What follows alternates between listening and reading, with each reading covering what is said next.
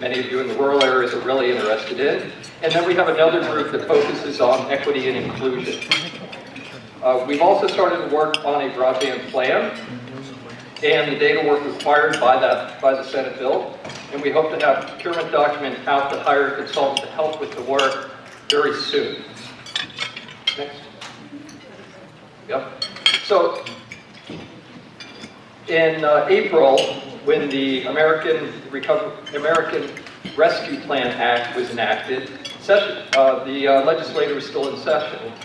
They quickly created a supplemental budget so that we had funds to spend and places to spend them. The governor presented the supplemental budget, which significantly increased the broadband budget. We've been working with a budget of about $10 million a year. We now suddenly had $299.5 million. And the new funds were split with access and inclusion programs at $166 million and $166 million for infrastructure programs and $134 million for inclusion and equity programs. Then in August, the governor announced an additional $100 million for broadband expansion. There's also additional funds in the recently passed federal infrastructure bill. Each state is guaranteed an additional $100 million, and additional funding is then provided based on the number of unserved households in the state. The final amount will be determined by new maps that the FCC is developing, and we likely won't know the final amount that Maryland is due until probably towards the end of next year, which is actually good. We've got other things going on, and that just gives us an opportunity to continue. Next slide, please. So we have some programs that we've been operating, and we basically took those programs and revamped them.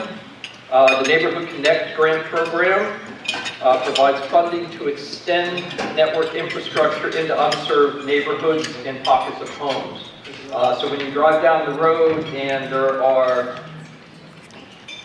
there are 20, 30 homes in the new development, but they are 3 miles from where the nearest broadband connection is.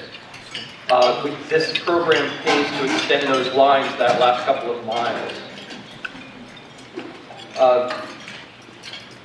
The program has a match required of 10% match is for areas with fewer than 8 houses a mile in the broadband served area, 20% for 8 to 14 homes per mile, and 30% for 15 or more homes.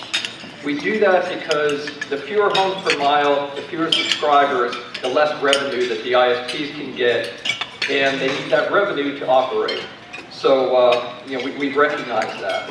The grant amount, the maximum grant amount for this program is $500,000, and we have about $13 million available. The local jurisdictions are the applicant as the fiscal agent, and they partner with an internet service provider.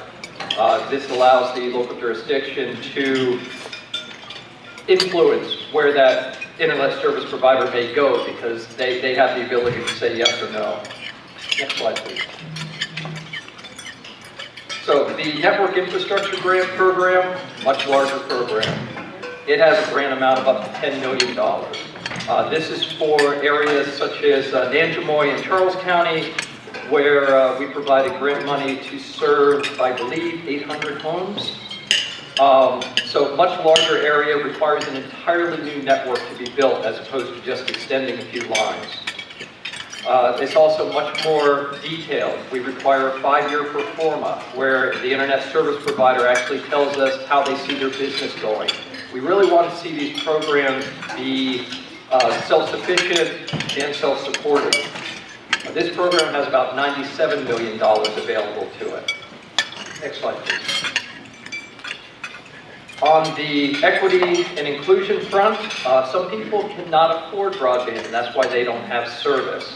So we created the Maryland Emergency Broadband Benefit Program. If any of you have heard of the Federal Emergency Broadband Benefit Program, this actually piggybacks on that program.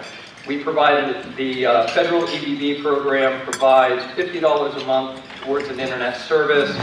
We had $15 more to that. So service up to $65 can be subsidized. There are currently 23 internet service providers participating in this program, including Verizon and Comcast, and we've provided about $12 million so far for 65,000 households to receive this subsidy over the next 12 months. If funding allows, that program may be extended another year. So we're still working on some programs. We're working on several programs to support nonprofits that are working in the broadband efforts. We're working with, there are some providers that actually provide free service, and they also they have operating costs that they need to maintain. And we're looking at developing a subsidy program where a household would receive a device for that household to use to connect to the internet. So, you know, a lot of low, moderate income households are still using cell phones to connect to the internet. We want them to be able to do something better. Next. In fiscal year 21, we started the year thinking we had $10 million, and the governor very nicely upped that to $30 million using the ARPA funds. We had applications in hand. We were about ready to award projects when that increase in funding came, and we had $28 million in applications, so we provided $28 million in funding. We awarded $5.4 million for 43 of the Neighborhood Connect projects in 14 jurisdictions. Next slide. And we awarded another $21 million for those larger infrastructure projects to 9 jurisdictions. Over $2 million was also provided to the Maryland Broadband Cooperative to extend their middle mile, their transport that the internet service providers need in order to actually get back to the internet. Next slide. And I apologize, I actually just received from my GIS person a better map, but unfortunately there's no way to get that uploaded. So you get a slightly fuzzy map. But the progress we're making, the green and darker purple areas are the areas where we provided funding over the last 3 years that we've been working. And those lighter shades of red are areas where the Federal Communication Commission says that we don't have service and we still need to adjust. Next slide.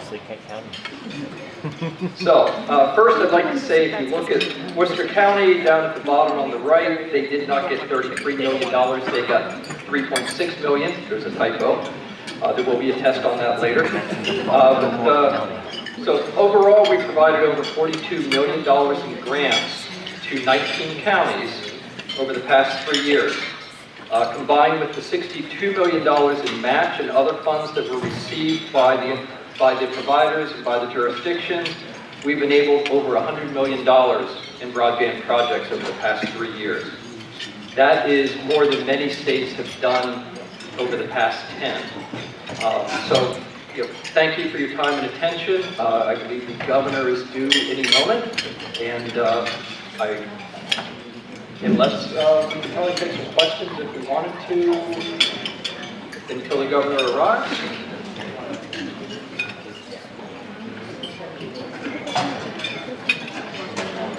No? Perfect. Thank you very much.